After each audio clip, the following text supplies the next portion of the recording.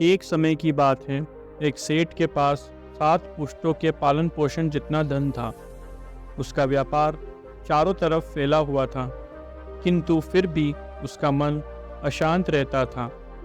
कभी धन की सुरक्षा की चिंता, तो कभी व्यापारिक परेशानियों का तनाव।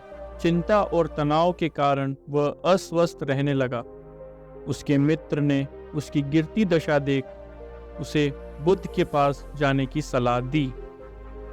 सेठ बुद्ध के पास जा पहुंचा और अपनी समस्या बताई। बुद्ध ने उसे सांत्वना देते हुए कहा, तुम घबराओ मत, तुम्हारा कष्ट अवश्य दूर होगा। बस तुम यहाँ कुछ दिन रहकर ध्यान किया करो। बुद्ध के कहे अनुसार सेठ ने रोज ध्यान करना शुरू कर दिया, किंतु सेठ का मन ध्यान में नहीं लगा। वह जैसे ही ध्यान करने बैठता, उसका मन फिर अपनी दुनिया में चला जाता। उसने बुद्ध को यह बात बताई, किंतु बुद्ध ने कोई उपाय नहीं बताया।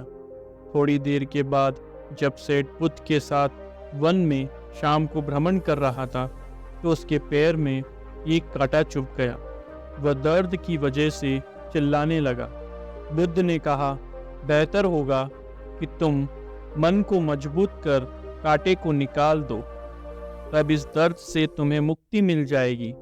सेठ ने अपना मन मजबूत कर कांटा निकाल दिया। उसे दर्द से राहत मिल गई। तब बुद्ध ने उसे समझाया, ऐसा ही लोभ, मोह, क्रोध, घमंड व नफरत के कांटे तुम्हारे मन में गड़े हुए हैं। जब तक अपने मन की इच्छा शक्ति से उन्हें नहीं निकालोगे, अशांत ही रहोगे। सेठ का अज्ञान बुद्ध के इन शब्दों से दूर हो गया और उसने निर्मल हृदय की राह पकड़ ली और अपने परिवार के साथ एक चिंता मुक्त जीवन जीने लगा। जब तक व्यक्ति दृढ़ निश्चय न कर ले, वह अपनी गलत आदतों से मुक्त नहीं हो सकता। तो मेरे प्रिय मित्रों, इस कहानी से हमें यह सीखने को मिलता है कि हमें अपने मन के बुरे विचारों और बुरी आदतों से निपटने के लिए धैर्य और साहस की आवश्यकता होती है। जब हम अपने मन की शक्ति का सही तरीके से उपयोग करके नकारात्मक विचारों को निकालते हैं, तब हम अपने जीवन में सुख, शांति और सफलता को प्राप्त कर सकते हैं।